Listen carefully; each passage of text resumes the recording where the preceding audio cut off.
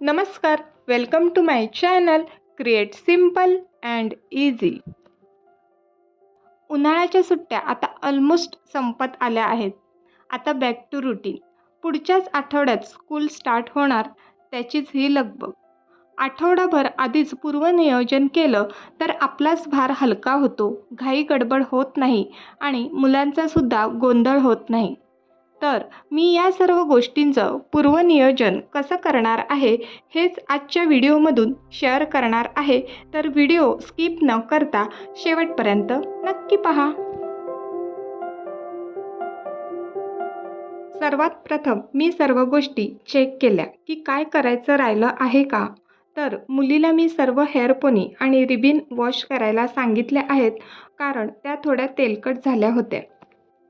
आणि side by side मी सुद्धा इथे काही 2-3 गोष्टी आहेत त्याचं अल्ट्रेशनचं काम करणार आहे। हा स्कूलचा ड्रेस थोडासा तोकडा होत आहे, तर खाली त्याची शिलाई उसवून त्याला पुन्हा अल्टर करणार आहे। आणि ही स्कूल बॅग याचा सुद्धा एक साईडचा पट्टा तुटलाय, तर तो शिवून आणायचा आहे, तर त्याचं सुद्धा काम आजच करणार आहे।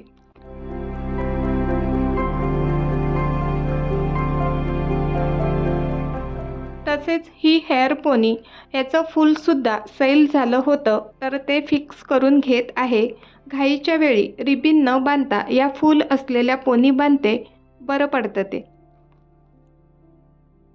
तसेच स्कूलसाठी लागणाऱ्या काही असेसरीज जसं की बुक, नोटबुक, नवीन ड्रेस, सँडल्स एक्सेट्रा हे तर आपण आधी आणतोच, पण अशी छोटी छोटी अल्ट्रेशनची कामं वेळेवर गोंधळ उडवू शकतात, म्हणून आधीच चेक करणं खूप गरजेचं ठरतं।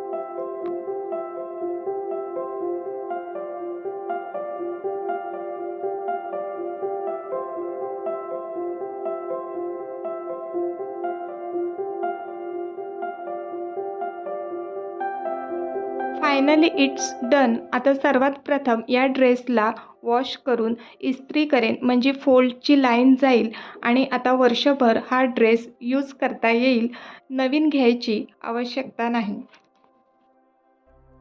नेक्स्ट, स्कूलला घालायचे युनिफॉर्म आणि त्या रिलेटेड सर्व असेसरीज मी या ड्रॉवरमध्ये ठेवते।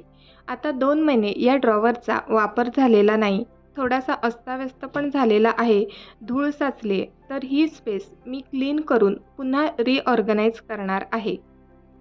या सर्व गोष्टी ठेवण्यासाठी कपाटातील एक तरी स्वतंत्र कप्पा असायलाच हवा, त्यामुळे शाळेची तयारी करताना सर्व वस्तू एकाच जागी सापडतात, शोधाशोध करायची गरज लागत नाही।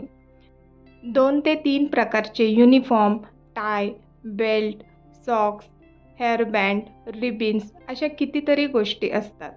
म्हणूनच एवढ्या साऱ्या वस्तू ठेवण्यासाठी मी हा ड्रॉवर डेडिकेट केलेला आहे आणि त्यामध्ये सर्व युनिफॉर्म आणि काही ऑर्गनायझरचा उपयोग करून हातरुमाल, सॉक्स किंवा तयारी करायचं सामान आहे त्या सर्व गोष्टी एकाच जागी ठेवते।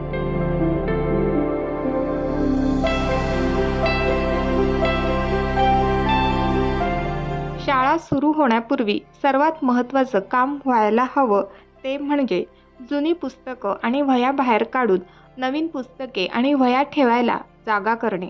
तेच मी आता करणार आहे। खूप सारं सामान आहे। सर्वात आधी सगळंच सामान बाहेर काढून घेते, म्हणजे त्या भागाची क्लिनिंग पण करता येईल। बाप रे, सगळे क्रेयॉन्स आणि पेन्सिलचे डाग लागले आहेत। लिटरली मला स्क्रबरने ते घासावं लागते।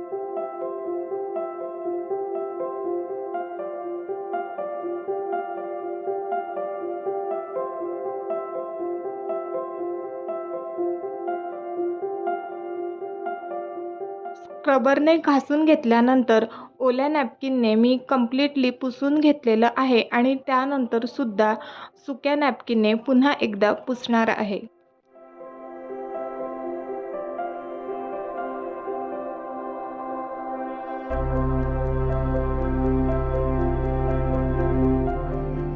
आता या सर्व सामानामधून डिक्लटरिंग करणार आहे, जी पुस्तकं नको आहेत ती बाजूला काढणार आहेत. या काही वह्या आहेत की वर्ष संपता संपता चालू केल्या होत्या, तर 1-2 पानच यूज झालेत, तर ती यावर्षीसुद्धा पुन्हा यूज करणार आहे आणि बाकीचं सगळे वह्या पुस्तकं आहेत ती रद्दीला देण्यासाठी बाजूला काढते.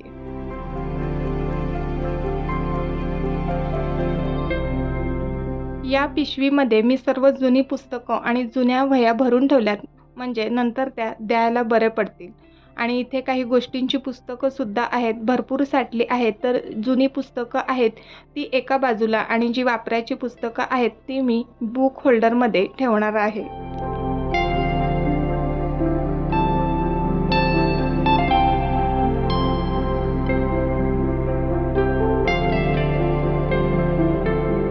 नको असलेलं छोटं-छोटं सामान टाकून देण्यासाठी टेम्पररी मी ही पिशवी ठेवली आहे, त्यामध्ये टाकते. म्हणजे नंतर कचऱ्याच्या डब्यात टाकायला बरं पडेल आणि सर्व अरोगामी पेपर आहेत ते एकत्र गोळा करून अशा पाऊचमध्ये ठेवलं आहे, म्हणजे शाळा चालू झाल्यावर प्रोजेक्टसाठी ते पटकन सापडतात.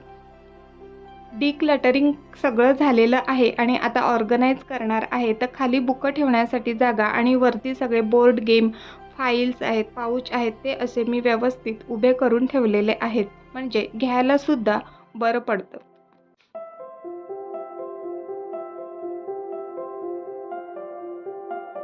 ह्या कप्प्यामध्ये मी गेल्या वर्षी पार्टिशन टाकून घेतल्यामुळे स्कूलच्या गोष्टी जसं की पुस्तक किंवा काही वस्तू असतील त्या व्हर्टिकली व्यवस्थित मला अरेंज करता येतात. नवीन मोबाईल ज्या बॉक्समध्ये येतात ते बॉक्स खूप स्टडी असतात, तर अशा छोट्या-छोट्या गोष्टी अरेंज करण्यासाठी त्याचा चांगल्या प्रकारे उपयोग करता येतो.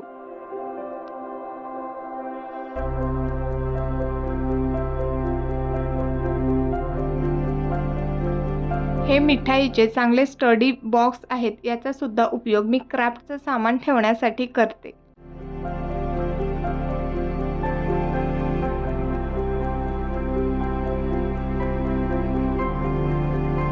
नवीन पुस्तकं आणि वह्या तर मी आणल्या नाहीत, पण या ज्या काही थोड्या वह्या आहेत त्या इथे ठेवणार आहे आणि बाजूला बुक्स ठेवायला जागा मोकळी ठेवणार आहे. या 2-3 वह्या आहेत त्या टेम्पररी सध्या इथे ठेवत आहे. ऑर्गनायझेशन कंप्लीट झालेलं आहे आणि आता हे बाकीचं सामान आहे ते सुद्धा दुसरीकडे ठेवत आहे.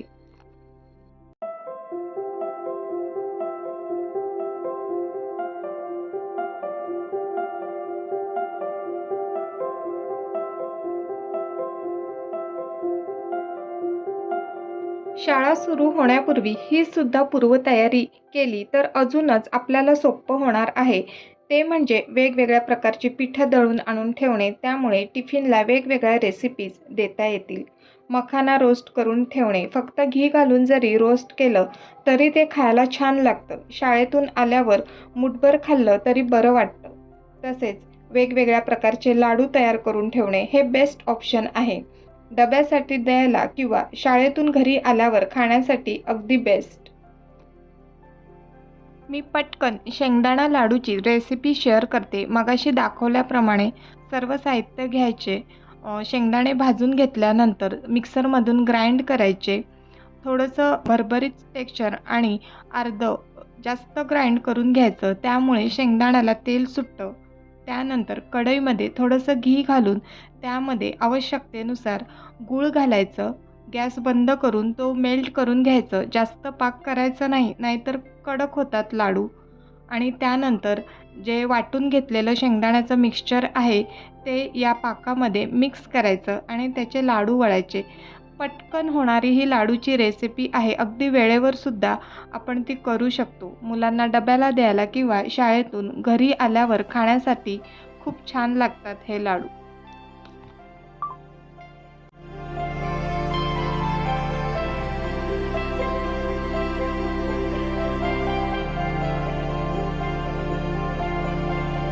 आपल्या आवडीनुसार शाळा सुरू होण्यापूर्वी किंवा शाळा चालू झाल्यानंतर सुद्धा महिन्यातून एकदा असं प्रिपरेशन करून ठेवायचं आहे. आपल्याला ज्या पण रेसिपीज आवडतात, ज्या की महिनाभर किंवा 15 दिवस टिकतील अशा बनवून ठेवायच्या. म्हणजे आपल्याला पण टेन्शन नाही आणि मुलं बाहेरचं जास्त खात नाही.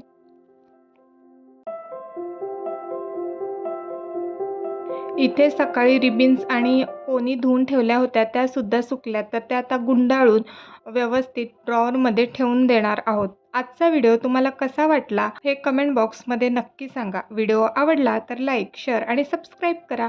पुन्हा भेटूया पुढील व्हिडिओमध्ये. तोपर्यंत बाय बाय.